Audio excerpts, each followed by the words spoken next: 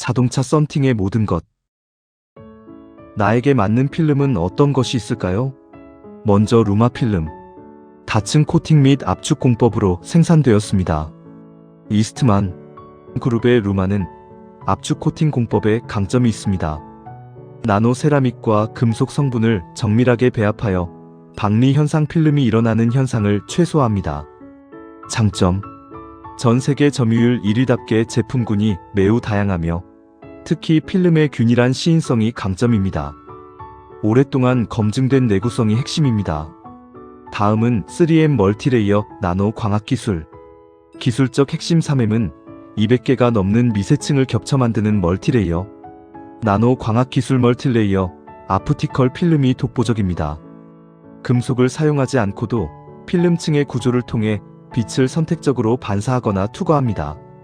장점. 금속 필름의 단점인 전파 방해 없이도 뛰어난 열 차단 성능을 냅니다. 필름 두께가 얇고 내구성이 매우 강합니다. 다음은 V쿨 필름. 선택적 반사 기술. 기술적 핵심. 선택적 반사 기술이 핵심입니다. 인듐 산화물 등 귀금속 성분을 사용해 가시광선은 투과시키고 적외선과 자외선만 선택적으로 반사합니다. 장점. 열을 흡수하지 않고 반사하기 때문에 장시간 주행 시에도 차내 온도가 매우 일정하게 유지됩니다. 성능 지표인 TSER 수치가 업계 상위권입니다. 다음은 후퍼 옵틱 필름 다층 세라믹 스퍼터링. 기술적 핵심. 세계 최초로 특허받은 다층 세라믹 스퍼터링 기술을 도입했습니다. 금속 성분 없이도 금속 필름 수준의 높은 TSER을 구현하는 데 집중합니다. 장점. 세라믹 필름 중 가장 높은 열 차단 효율을 자랑합니다. 반사 기운이 적고 매우 깨끗한 투명도를 원할 때 가장 많이 선택합니다. 다음은 전문가로서의 시각을 담아 왜 시공 현장에서 반반사 필름이 고객 만족도가 가장 높은지 논리적으로 구성해 보았습니다. 첫 번째, 하이브리드 반반사 필름. 가장 완벽한 밸런스. 순수 금속 필름의 거울 같은 반사와 비금속 필름의 검은색 딥 블랙 느낌을 교묘하게 섞은 필름입니다. 겉에서 보면 은은한 색감 에메랄드, 다크 그린 등이 돌면서 고급스러움을 더하고 내부에서는 검은색의 편안함을 주는 것이 특징입니다. 왜 하이브리드인가? 금속성 필름의 단점인 전파 수신 장애와 과한 반사를 줄이고 세라믹 필름의 열 흡수 한계를 보완했습니다. 기술적 우위. 금속 성분을 스퍼터링 공법으로 미세하게 입혀 열을 일부 반사하면서도 세라믹 층을 두껍게 하여 전파 간섭을 최소화했습니다. 손님들이 처음엔 그냥 검은색 필름을 찾다가도 반반사 필름의 에메랄드빛 색감을 직접 보시면 마음을 바꾸시는 경우가 많습니다. 특히 여름철 주차 시 실내 온도 상승 속도가 체감될 정도로 낮아지기 때문이죠. 지금부터 비금속 나노 세라믹 필름을 알아보도록 하겠습니다. 가장 큰 장점은 전파 방해가 없다는 점입니다. 요즘 차들은 GPS, 하이패스, 아파트 등록 차량 인식 등 전자장비가 워낙 많은데 금속 성분이 없는 세라믹 필름이라 이런 수신 오류가 거의 없습니다. 무아래 현상제로 터널 안에서 조명 때문에 생기는 무지개 무늬 무아래가 없어 눈이 편안합니다. 나노 융합 기술로 시인성을 잡았는데도 TSER 총 태양에너지 차단율을 무한정 높이지 못하는 데에는 물리적인 한계와 품질의 균형이라는 숙제가 있기 때문입니다. 무조건 차단율만 높인다고 좋은 필름이 되는 건 아니니까요. 그 이유를 세 가지 핵심 포인트로 정리해 보겠습니다. 가시광선 투과율과의 트레이드 오프. TSER은 자외선 가시광선 적외선을 합친 차단 지수입니다. TSER을 높이려면 필름의 열 차단 성분 금속이나 세라믹 입자를 더 빽빽하게 넣어야 합니다. 하지만 입자가 너무 많아지면 빛이 통과하기 어려워져서 시야가 어두워지고 시인성이 떨어집니다. 버텍스 같은 프리미엄 라인은 잘 보이면서도 잘 차단하는 그 절묘한 경계선을 지키려다 보니 무작정 TSER 수치만 올리는 무리수를 두지 않는 것입니다. 세라믹 소재의 물리적 한계. 나노 세라믹 필름은 기본적으로 열을 흡수하여 차단하는 방식입니다. 금속 필름 반사 필름은 거울처럼 열을 튕겨내기 때문에 TSER을 70% 이상으로 올리기가 비교적 쉽습니다. 반면 세라믹은 열을 머금고 있다가 한계치에 도달하면 실내로 다시 방출 재방사하게 됩니다. TSER 수치를 억지로 높이려고 세라믹 입자를 과하게 넣으면 오히려 유리가 너무 뜨거워져 실내 온도가 올라가거나 유리에 크랙금이 갈 위험도 생깁니다. 그래서 입자의 산란 현상은 기술적으로 입자를 아주 작게 만드는 나노 융합을 쓰는 이유는 빛의 산란을 줄이기 위해서입니다. 입자가 커지거나 너무 많아지면 빛이 부딪혀서 뿌옇게 보이는 헤이즈 현상이 생깁니다. 소비자들은 TSER이 2% 높은 것보다 운전할 때 앞이 맑게 보이는 것을 더 중요하게 생각하기 때문에 제조사에서는 시인성을 해치지 않는 선에서 TSER을 타협하게 됩니다. 요약하자면 밝고 선명한 시야를 유지하면서 열을 차단해야 한다는 조건 때문입니다. 시인성을 포기하면 TSER을 80%까지도 올릴 수 있겠지만 그렇게 되면 밤에 운전하기가 너무 위험해지겠죠. 다음은 꿀팁. IR. 적외선 차단율 99%라는 숫자는 사실 마케팅하기에 가장 좋은 달콤한 함정입니다. IR 99%의 진실 전체 중에 일부일 뿐. 태양 에너지는 자외선 3%, 가시광선 44%, 적외선 53%로 이루어져 있습니다. 아무리 IR적 외선을 99% 막는다고 해도 이건 전체 태양 에너지의 절반 정도인 적외선 영역 안에서의 이야기일 뿐입니다. 나머지 가시광선 등을 포함한 TSER 총 태양 에너지 차단율을 보면 실제로는 60% 70%대에 머무는 경우가 허다합니다. 왜 비싼데 수치는 99%가 아닐까? 고가 브랜드들이 IR을 99%라고 광고하지 않는 이유는 기술의 밸런스 때문입니다. 저가형 필름 IR 차단 제약품을 듬뿍 발라서 수치만 99%로 확 올립니다. 하지만 이런 제품은 1, 2년만 지나면 약품이 변질되어 차단율이 뚝 떨어지거나 필름이 보라색으로 변하죠. 고가형 필름 수치는 70% 정도로 적당히 잡더라도 그 성능이 10년 내내 유지되도록 내구성을 설계합니다. 그리고 무엇보다 시인성을 위해 입자를 고르게 펴바르는데 비용을 다 씁니다. 비싸면 무조건 시원하다는 오해. 손님들은 가격표가 높으면 에어컨처럼 찬바람이 나올 거라 기대하시지만 사실 틴팅의 본질은 열이 들어오는 속도를 늦춰주는 것이지 않습니까? 다음은 본드와 원단의 진실, 그리고 전문가의 시각에서 정리해 보겠습니다. 왜 고급 본드와 고급 원단이 중요한가? 손님들은 모르지만 시간이 지나면 바로 티가 나는 부분입니다. 저가형 본드의 폐해 냄새와 독성 여름철 뜨거워지면 본드에서 역한 냄새가 나고 눈이 따갑습니다. 기포 뽀글이 현상 지나도 본드가 녹거나 들떠서 뒷유리에 징그러운 기포가 생깁니다. 본드층이 고르지 않으면 사물이 굴곡져 보여 어지러움을 유발합니다. 저가형 원단 PET의 문제. 열 변형 뜨거운 햇볕에 원단 자체가 울어버립니다. 뿌연 현상 헤이즈 원단 자체가 막지 않으면 아무리 썬팅을 잘해도 앞이 침침해 보입니다. 다음은 다층 방막의 구조를 알아보겠습니다. 일반 필름이 6, 7단계 공정이라면 다층 방막 기술이 들어간 필름은 머리카락 1000분의 1 두께의 얇은 폴리에스터 막을 최소 200겹에서 많게는 수천 겹까지 겹겹이 쌓아 올립니다. 원리는 빛의 간섭 현상을 이용합니다. 특정한 두께로 쌓인 막들이 서로 협력해서 나쁜 열적 외선은 튕겨내고 좋은 빛과 시광선만 통과시키도록 설계된 지도와 같습니다. M사나 일부 필름이 뿌옇게 보이나? 헤이즈 현상. M 스퍼터 방식이 좀 뿌옇다고 느끼신 이유가 바로 이 기술의 양날의 검 때문입니다. 빛의 산란층이 너무 많다 보니 정면이 아닌 옆에서 들어오는 빛이 수많은 층을 통과하면서 미세하게 굴절되고 흩어집니다. 이게 우리 눈에는 뿌연 안개 헤이즈처럼 보이는 겁니다. 제조공차. 수백 겹을 쌓을 때 본드층이나 원단 두께가 미세하게라도 일정하지 않으면 시야가 굴곡져 보이거나 선명도가 뚝 떨어집니다. 왜 열이 가하면 뿌옇게 백화 현상되나? V쿨 같은 필름 내부에는 은실버과 인듀민디엄 같은 금속 입자들이 아주 정밀하게 층을 이루고 있습니다.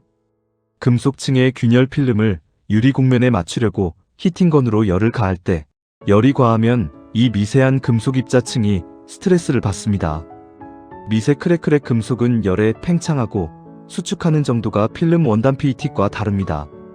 너무 뜨거우면 금속층이 미세하게 깨지거나 엉겨붙으면서 그 틈으로 빛이 산란되어 뿌연 안개처럼 보이게 됩니다. 본드층의 변성 다층 방막은 층 사이사이를 붙여주는 본드층도 아주 얇은데 과한 열은 이 본드를 미세하게 끓게 만들어 투명도를 떨어뜨립니다. 다음은 우주선 창문에 쓰이는 필름 태양 제어 코팅은 어떻게 만들었을까요? 첫째, 주성분은 순금 골드, 오과 은실버, 에그. 우주 공간은 대기가 없어서 태양 복사 에너지가 직격으로 꽂힙니다. 이때 가장 효율적인 원소가 주기율표 11쪽의 금호입니다. 금골드 스퍼터링 우주 비행사의 헬멧 바이저나 우주선 창문에는 아주 얇은 순금막을 입힙니다. 금은 적외선열 반사율이 98% 이상으로 모든 원소 중 최상급입니다. 시인성 금을 아주 얇게 입히면 안에서는 밖이 푸르스름하게 보이고 밖에서는 완벽한 거울처럼 보입니다. 반사 필름의 끝판왕인 셈입니다. 둘째, 다층 방막의 극치. 우주선용 필름은 다층 방막 기술이 수천 겹 들어갑니다. 폴리이미드 기재 일반적인 PET 원단은 우주의 극심한 온도 차영하 150도, 영상 150도를 견디지 못하고 녹거나 깨집니다. 그래서 캡톤 분리는 고분자 화공 소재를 베이스 원단으로 씁니다. 방사선 차단 단순히 열만 막는 게 아니라 우주의 강력한 감마선이나 X선까지 차단해야 하므로 특수 금속 산화물층이 추가됩니다. 백화현상과의 싸움. 우주선 필름도 성형이나 부착 시 문제가 생기면 치명적입니다. 진공증착 우주용은 본드 점착제를 거의 쓰지 않거나 가스 배출이 없는 특수 화공 본드를 씁니다. 본드 냄새나 기포가 우주선 안에서 생기면 비행사가 질식할 수 있기 때문입니다. 나사 우주선 창문에도 제가 쓰는 이 스퍼터링 공법이 들어갑니다. 다만 거기선 금을 박아 넣죠. 나사 우주 비행사 헬멧이 왜 황금색인지 아십니까? 주기율표 11쪽 금호를 스퍼터링에서 열을 98% 튕겨내기 때문입니다. 원리는 똑같습니다. 열을 흡수하지 않고 튕겨내는 겁니다. 여러분 차에 붙여드리는 이 반반사 금속 필름이 사실은 우주선 기술의 민간용 버전인 셈입니다. 주기율표의 원리를 알면 썬팅은 단순한 노가다가 아니라 과학입니다.